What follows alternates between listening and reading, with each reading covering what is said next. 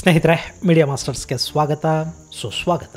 ಗೆಳೆಯರೆ, ಕೆಟ್ಟ ಮೇಲೆ ಬುದ್ಧಿ ಬಂತು ಅನ್ನೋದು ಗಾದೆ ಮಾತು. ಆದರೆ ನಮಗೆ ಕೆಟ್ಟರೂ ಬುದ್ಧಿ ಬಂದಿಲ್ಲ, ಬರೋದಿಲ್ಲ ಅನ್ನೋದು ವಾಸ್ತವದ ಮಾತು. ಯಾಕೆ ಹೇಗೆ ಹೇಳ್ತಾ ಇರೋದು ಅಂದರೆ, ಮೊನ್ನೆ ನೋಡಿ, ಒಂದು ಮಳೆಗೆ ಪಶ್ಚಿಮ ಘಟ್ಟಗಳ ಪ್ರದೇಶದ ಜನ ತತ್ತರಿಸಿ ಹೋದರು. ಶಿರೂರು, ವೈನಾಡು, ನಮ್ಮ ಚಿಕ್ಕಮಗಳೂರು, ಕೊಡಗು ಮುಂತಾದ ಕಡೆಗಳಲ್ಲಿ ದುರಂತಗಳು ಸಂಭವಿಸಿದ್ದು ನಮ್ಮ ಕಣ್ಣು ಮುಂದೆ ಇದೆ.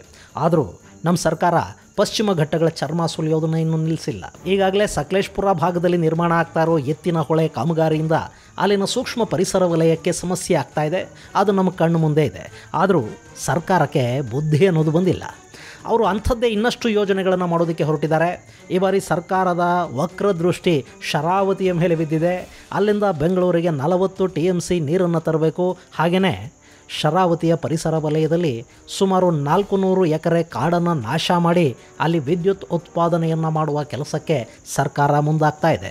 ಈ ಎರಡೂ ಯೋಜನೆಗಳು ಪ್ರಕೃತಿಯ ಮೇಲಿನ ಗದಾಪ್ರಹಾರ ಅಂತ ಹೇಳಿದರೆ ಖಂಡಿತ ತಪ್ಪಾಗೋದಿಲ್ಲ.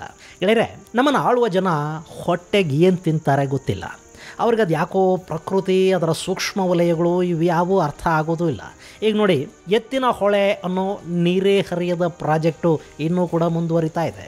ನಮ್ಮ 100 ಕೋಟಿ ತೆರಿಗೆ ಹಣವನ್ನು ನುಂಗ್ತಾ, ನೀರು ಇವತ್ತು ಬರುತ್ತೆ ನಾಳೆ ಬರುತ್ತೆ ಅಂತ ಕಾಯ್ತಾ ಕೂತಿರೋ ಜನರ ಕನಸುಗಳನ್ನು ಕೊಲ್ತಾ, ಜೊತೆಗೆ ಪಶ್ಚಿಮ ಘಟ್ಟಗಳ ಪರಿಸರವನ್ನು ನಾಶ ಮಾಡ್ತಾ ಆ ಯೋಜನೆ ಇನ್ನೂ ನಡೀತಲೇ ಇದೆ. ಅದಕ್ಕೆ ಮೊದಲು ಎಷ್ಟು ಖರ್ಚಾಗುತ್ತೆ ಅಂತ ಇವರು ಹೇಳಿದರೋ ಅದರ 4 ಪಟ್ಟು ಹಣ ಈಗಾಗಲೇ ಖರ್ಚು ಮಾಡಿ ಆಗಿರಬಹುದು. ನೀರಿಗಾಗಿ ಕಾಯ್ತಾ ಇರೋ ಜನರ ಕಣ್ಣಲ್ಲಿ ನೀರು ಬರ್ತಾ ಇದೆಯೇ ಹೊರತು ಆ ಎತ್ತಿನ ಹೊಳೆಯ ಯೋಜನೆಯ ನೀರನ್ನು ಇನ್ನೂ ಕೂಡ ಯಾರೂ ನೋಡಿಲ್ಲ.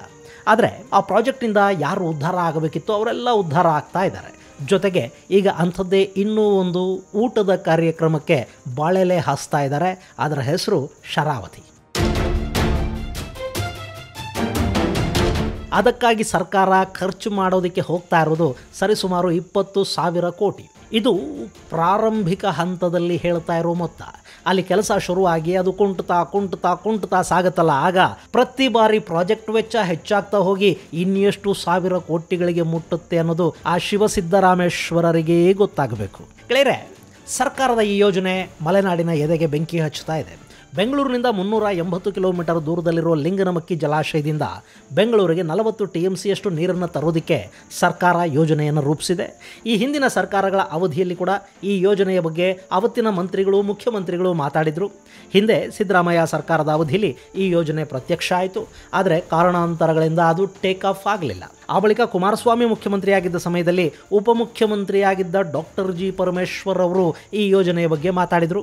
ಅಲ್ಲಿ ಸರ್ಕಾರ ಬಿದ್ದು ಹೋದ ಕಾರಣದಿಂದ ಆ ಯೋಜನೆ ಸದ್ದು ಮಾಡಲಿಲ್ಲ. ಆ ಬಳಿಕ ಯಡಿಯೂರಪ್ಪ ಅವರ ಸರ್ಕಾರ ಬಂತಲ್ಲ, ಆಗ ಕೂಡ ಈ ಯೋಜನೆಯ ಬಗ್ಗೆ ಒಂದಷ್ಟು ಮಾತುಗಳು ಕೇಳಿಬಂದವು. ಆದರೆ ಫೈಲು ಹಾಗೆ ಧೂಳು ಹಿಡಿತಾ ಹೋಯಿತು. ಈಗ ಮತ್ತೆ ಸಿದ್ದರಾಮಯ್ಯ ಅವರ ಸರ್ಕಾರ ಈ ಯೋಜನೆಯ ಬಗ್ಗೆ ಮಾತಾಡ್ತಾ ಇದೆ. ಈ ಯೋಜನೆಯ ಫೀಸಿಬಿಲಿಟಿ ವರದಿ ಪಡೆಯೋದಕ್ಕಾಗಿ 73 ಲಕ್ಷ ರೂಪಾಯಿಗಳನ್ನು ವೆಚ್ಚ ಮಾಡ್ತಾ ಇದ್ದಾರೆ. ಅಂತೂ ನೀರನ್ನು ತರಬೇಕು ಅಲ್ಲ, ಈ ಯೋಜನೆಯನ್ನು ಕೈಗೆತ್ಕೋಬೇಕು ಅಂತ ಅವರು ನಿರ್ಧಾರ ಮಾಡಿದ ಹಾಗೆ ಕಾಣ್ತಾ ಇದೆ. ಇನ್ನು ಫೀಸಿಬಿಲಿಟಿ, ಸಾಧ್ಯತೆ. ಗೆಳೆಯರೆ, ಇಲ್ಲಿ ಶರಾವತಿ ನದಿಯ ಮೇಲೆ ನಿರ್ಮಿಸಲಾಗಿರುವ ಲಿಂಗನಮಕ್ಕಿಯಿಂದ ಬೆಂಗಳೂರಿಗೆ ನೀರು ಹೋಗಬೇಕು ಅಂದರೆ ಅದು 400 ಮೀಟರ್ಗಳಷ್ಟು ಎತ್ತರವನ್ನು ತಲುಪಬೇಕು. ಯಾಕೆಂದರೆ ಲಿಂಗನಮಕ್ಕಿ ಜಲಾಶಯ ಇರೋದು ಸಮುದ್ರ ಮಟ್ಟದಿಂದ 520 ಅಡಿಗಳಷ್ಟು ಎತ್ತರದಲ್ಲಿ, ನಮ್ಮ ಬೆಂಗಳೂರು ನಗರ ಇರೋದು ಸರಿಸುಮಾರು 920 ಅಡಿಗಳಷ್ಟು ಎತ್ತರದಲ್ಲಿ. ಸೊ ಲಿಂಗನಮಕ್ಕಿಯಿಂದ ನೀರು ಬರಬೇಕು ಅಂದರೆ ಅದು ಗ್ರಾವಿಟೇಷನ್ ಫೋರ್ಸ್ ಮೂಲಕ ಬರೋದಕ್ಕೆ ಸಾಧ್ಯ ಆಗೋದಿಲ್ಲ. ಹೀಗಾಗಿ ಅಲ್ಲಿ ಎಲೆಕ್ಟ್ರಿಸಿಟಿಯನ್ನು ಬಳಸ್ತಾರೆ. ಅಷ್ಟೊಂದು ಪ್ರಮಾಣದ ನೀರನ್ನು ಅಷ್ಟು ಎತ್ತರಕ್ಕೆ ಮುಟ್ಟಿಸಬೇಕು ಅಂದರೆ ಅದು ಎಷ್ಟು ವಿದ್ಯುತ್ ಬೇಕಾಗಬಹುದು ಅಲ್ವಾ? ಇಷ್ಟೆಲ್ಲ ಮಾಡಿ 40 TMCಯಷ್ಟು ನೀರನ್ನು ಬೆಂಗಳೂರಿನವರೆಗೆ ತರ್ತೀವಿ ಅಂದರೆ ಅಲ್ಲಿ ಲೀಕೇಜ್ ಎಷ್ಟು, ಕಡೆಗೆ ಬರೋ ನೀರೆಷ್ಟು, ಅದು ಬರೋದು ಕೂಡ ಎತ್ತಿನ ಹೊಳೆ ಥರಾನೇನಾ ಗೊತ್ತಿಲ್ಲ. ಇನ್ನು ಬೆಂಗಳೂರಿಗೆ ಅಷ್ಟು ದೂರದಿಂದ ನೀರನ್ನು ಯಾಕೆ ತರಬೇಕು? ನಾವು ಇಲ್ಲಿನ ಜಲಮೂಲಗಳನ್ನು ಅಭಿವೃದ್ಧಿ ಮಾಡಿಕೊಂಡ್ರೆ ನಮಗೆ ಬೇಕಾಗುವಷ್ಟು ನೀರು ಇಲ್ಲೇ ಸಿಗೋದಿಲ್ವೇ? ಗೆಳೆಯರೆ, ಮಹಾರಾಜರ ಕಾಲದಲ್ಲಿ ಬೆಂಗಳೂರಿನ ಜನಕ್ಕೆ ಬಳಸಿ ಮಿಗುವಷ್ಟು ನೀರನ್ನು ಇಲ್ಲಿದ್ದ ಕೆರೆಗಳು ಕೊಡ್ತಾ ಇದ್ವು. ನಾವು ಇವತ್ತು ಆ ಎಲ್ಲ ಕೆರೆಗಳನ್ನು ನುಂಗಿಕೊಂಡು ಬಿಟ್ಟಿದ್ದೀವಿ. ಏನೋ ನಗರ ಬೆಳೀತು, ಅನಿವಾರ್ಯವಾಗಿ ಕೆರೆಗಳು ಮಾಯವಾದವು ಅಂತ ಇಟ್ಟುಕೊಳ್ಳೋಣ. ಆ ನಂತರವಾದರೂ ನಾವಿಲ್ಲಿ ಮಳೆ ನೀರಿನ ಕೊಯ್ಲಿಗೆ ಏನು ವ್ಯವಸ್ಥೆ ಮಾಡ್ಕೊಂಡಿದ್ದೀವಿ? ಈಗ ನಗರದಲ್ಲಿ ಉಳಿದಿರುವ ಕೆರೆಗಳಿವೆ ನೋಡಿ, ಅವುಗಳ ಹೂಳು ತೆಗೆಸಿ ಅಲ್ಲಿಗೆ ಶುದ್ಧ ಮಳೆ ನೀರು ಹರಿದು ಬರುವುದಕ್ಕೆ ವ್ಯವಸ್ಥೆ ಮಾಡಿದರೂ ಕೂಡ ಸರಿಸುಮಾರು 15 TMCಯಷ್ಟು ಮಳೆ ನೀರು ನಮಗಲ್ಲಿ ಉಳಿಯುತ್ತೆ. ಇನ್ನು ಜಪಾನ್ ಹಾಗೂ ಸಿಂಗಪುರ ಮಾದರಿಯಲ್ಲಿ ಕೊಳಚೆ ನೀರನ್ನು ಶುದ್ಧೀಕರಿಸಿ ಬಳಸೋದಕ್ಕೆ ಶುರು ಮಾಡಿದರೆ ಅಲ್ಲಿ 16 TMC ಯಷ್ಟು ನೀರು ನಮಗೆ ಸಿಗುತ್ತೆ. ಅಲ್ಲಿಗೆ 31 TMC ಯಷ್ಟು ನೀರನ್ನ ಬರೀ ಬೆಂಗಳೂರಿಂದಲೇ ನಾವು ಪಡೆಯೋದಕ್ಕೆ ಸಾಧ್ಯ ಆಗುತ್ತೆ. ಇದರ ಜೊತೆಗೆ ಇಲ್ಲಿನ ಅಪಾರ್ಟ್ಮೆಂಟ್ಗಳಿಗೆ, ಮನೆಗಳಿಗೆ, ಸರ್ಕಾರಿ ಕಚೇರಿಗಳಿಗೆ, ಕಟ್ಟಡಗಳಿಗೆ ರೈನ್ ವಾಟರ್ ಹಾರ್ವೆಸ್ಟಿಂಗ್ ಅನ್ನ ಕಡ್ಡಾಯ ಮಾಡಿಸಿದ್ರೆ ಅದು ಸಾರ್ವಜನಿಕರು BWSSB ನೀರಿನ ಮೇಲೆ ಅವಲಂಬಿತರಾಗೋದನ್ನ ಸಾಕಷ್ಟು ಪ್ರಮಾಣದಲ್ಲಿ ಕಡಿಮೆ ಮಾಡುತ್ತೆ. ಅಲ್ಲಿಗೆ ಬೆಂಗಳೂರಿನ ನೀರಿನ ಕೊರತೆ ನೀಗಿದ ಹಾಗಾಗೋದಿಲ್ವೇ? ಆದ್ರೆ ಇದನ್ನು ಮಾಡಿದ್ರೆ ಜನರ ಕಣ್ಣಿಗೆ ಮಣ್ಣೆರಚಿ ಸಾವಿರಾರು ಕೋಟಿ ರೂಪಾಯಿ ಲೂಟಿ ಮಾಡೋದಕ್ಕೆ ಸಾಧ್ಯ ಆಗೋದಿಲ್ಲ. ನಾನು ಮೇಲೆ ಹೇಳಿದ್ನಲ್ಲ, ಕೆರೆಗಳಲ್ಲಿ ನೀರಿನ ಸಂಗ್ರಹ, ಅದಕ್ಕೆ ಬೇಕಾಗೋದು ಬರೀ 2,500 ಕೋಟಿ ಮಾತ್ರ. 20,000 ಕೋಟಿ ರೂಪಾಯಿಗಳ ಯೋಜನೆಯಲ್ಲಿ 2,500 ಕೋಟಿ ರೂಪಾಯಿಯಲ್ಲಿ ಸೊ ಆಸಕ್ತಿ ಯಾವುದರ ಬಗ್ಗೆ ಇರುತ್ತೆ ಹೇಳಿ ಗೆಳೆಯರೆ? ಇಲ್ಲಿ ಶರಾವತಿಯಿಂದ ನೀರು ತರೋ ಯೋಜನೆಯನ್ನ ಕೇವಲ ಖರ್ಚು ವೆಚ್ಚಗಳ ದೃಷ್ಟಿಯಿಂದ ಮಾತ್ರ ನಾವು ನೋಡೋದಕ್ಕೆ ಸಾಧ್ಯ ಆಗೋದಿಲ್ಲ. ಪ್ರಕೃತಿಯ ಸಮತೋಲನದ ದೃಷ್ಟಿಯಿಂದ ಕೂಡ ಇದನ್ನು ನೋಡಬೇಕಾಗತ್ತೆ. ಅಂದಹಾಗೆ ಶಿವಮೊಗ್ಗ ಜಿಲ್ಲೆಯ ತೀರ್ಥಹಳ್ಳಿ ತಾಲೂಕಿನ ಅಂಬುತೀರ್ಥದಲ್ಲಿ ಹುಟ್ಟುವ ಶರಾವತಿಗೆ ಒಂದು ಪೌರಾಣಿಕ ಹಿನ್ನೆಲೆ ಕೂಡ ಇದೆ. ಈ ನದಿ ರಾಮನ ಬಾಣದಿಂದ ಹುಟ್ಟಿದೆ ಅಂತ ಅಲ್ಲಿನ ಸ್ಥಳ ಪುರಾಣಗಳು ಹೇಳುತ್ತವೆ. ವನವಾಸದ ಕಾಲದಲ್ಲಿ ಸೀತೆಗೆ ಬಾಯಾರಿಕೆ ಆದಾಗ ರಾಮ ತನ್ನ ಬಾಣವನ್ನು ಭೂಮಿಗೆ ಬಿಟ್ಟು ನೀರಿನ ಸೆಲೆಯನ್ನು ಉಕ್ಕಿಸಿದಂತೆ. ಹೀಗೆ ರಾಮನ ಶರದಿಂದ ಹುಟ್ಟಿದ ಕಾರಣಕ್ಕೆ ಇದನ್ನ ಶರಾವತಿ ಅಂತ ಕರೆದ್ರು. ಬಾಣ ಬಿಟ್ಟ ಜಾಗದಲ್ಲಿ ಇದು ಉದ್ಭವವಾಯಿತು, ಹೀಗಾಗಿ ಅದನ್ನ ಅಂಬುತೀರ್ಥ ಅಂತ ಕರೆದ್ರು. ಅಂಬು ಅಂದ್ರೆ ಬಾಣ. ಹೀಗೆ ಅಂಬುತೀರ್ಥದಲ್ಲಿ ಹುಟ್ಟುವ ಶರಾವತಿ ಶಿವಮೊಗ್ಗ ಹಾಗೂ ಉತ್ತರ ಕನ್ನಡ ಜಿಲ್ಲೆಗಳಲ್ಲಿ ಹರಿಯುತ್ತೆ. ಹೀಗೆ ಹರಿಯೋ ಶರಾವತಿಯೊಂದಿಗೆ ನಂದಿಹೊಳೆ, ಹರಿದ್ರಾವತಿ, ಮಾವಿನ ಹೊಳೆ, ಹಿಲ್ಕುಂಜಿ, ಎಣ್ಣೆ ಹೊಳೆ, ಹರ್ಲಿ ಹೊಳೆ, ನಾಗೋಡಿ ಹೊಳೆ ಸೇರಿದಂತೆ ಹಲವು ಉಪನದಿಗಳು, ಹಳ್ಳಕೊಳ್ಳಗಳು ಸೇರಿಕೊಳ್ಳುತ್ತವೆ. ಹೀಗೆ ಸುಮಾರು 2,985 ಚದರ ಕಿಲೋಮೀಟರ್ ಜಲಾನಯನ ಪ್ರದೇಶವನ್ನು ಕೂಡ ಈ ಶರಾವತಿ ಹೊಂದಿದೆ. ಉತ್ತರ ಕನ್ನಡ ಜಿಲ್ಲೆಯ ಹೊನ್ನಾವರದ ಬಳಿ ಇದು ಅರಬ್ಬಿ ಸಮುದ್ರವನ್ನು ಸೇರುತ್ತೆ.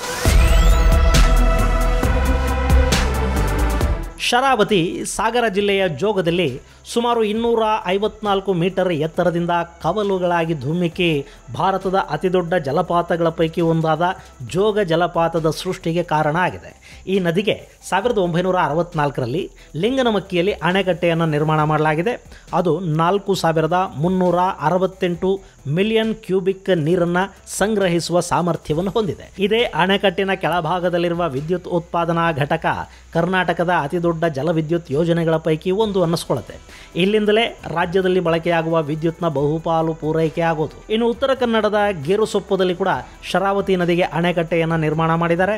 ಇದು 56 ಮೀಟರ್ ಎತ್ತರ ಹಾಗೂ 545 ಮೀಟರ್ ಉದ್ದ ಇದ್ದು 2002ರಲ್ಲಿ ಈ ಅಣೆಕಟ್ಟು ನಿರ್ಮಾಣದ ಕಾರ್ಯ ಪೂರ್ಣಗೊಳಿತು. ಇನ್ನು ಇದರ ಬಲದಂಡೆಯ ಮೇಲಿರುವ ಪವರ್ ಹೌಸ್ 4 ಮಾದರಿಯ ಟರ್ಬೈನ್ಗಳನ್ನು ಒಳಗೊಂಡಿದೆ. ಇನ್ನು ಈಗ ಅಲ್ಲಿ ಮತ್ತೊಂದು ವಿದ್ಯುತ್ ಘಟಕವನ್ನು ಸ್ಥಾಪನೆ ಮಾಡೋದಕ್ಕೆ ಸರ್ಕಾರ ಯೋಚನೆ ಮಾಡ್ತಾ ಇದೆ.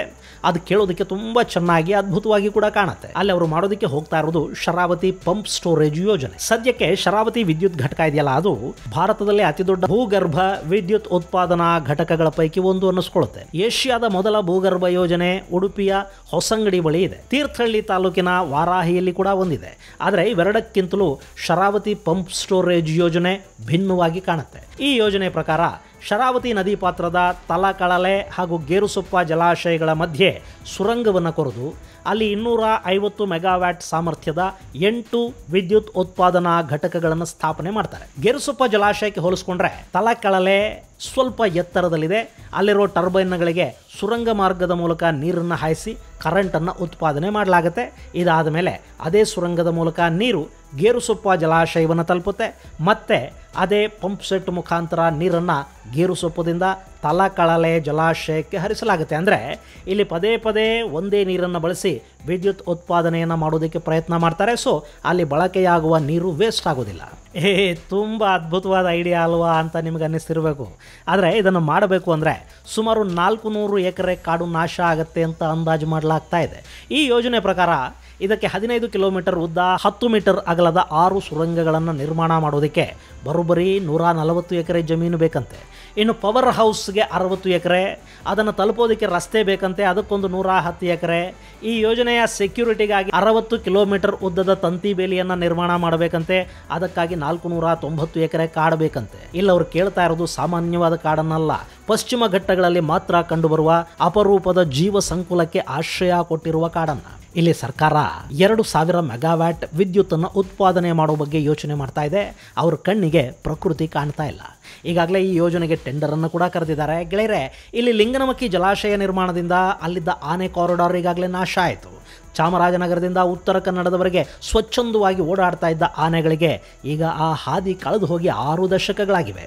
ಇನ್ನು ಈ ಯೋಜನೆ ಕೂಡ ಆಗಿಬಿಟ್ರೆ ಅಲ್ಲಿರುವ ಕಾಡು ಕೋಣಗಳು, ಅಪರೂಪದ ಪಕ್ಷಿಗಳು, ಮಂಗನ ಜಾತಿಯ ಪ್ರಾಣಿಗಳ ಪರಿಸ್ಥಿತಿ ದೇವರಿಗೆ ಪ್ರೀತಿ. ಇನ್ನು ಈಗ ತಲಕಳಲೆ ಪ್ರದೇಶ ಇದೆಯಲ್ಲ, ಇಲ್ಲಿ ಸಿಂಗಳೀಕಗಳ ಅಭಯಾರಣ್ಯ ಇದೆ. ಸಿಂಗಳೀಕ ಅಳಿವಿನ ಅಂಚಿನಲ್ಲಿರುವ ಪ್ರಾಣಿ.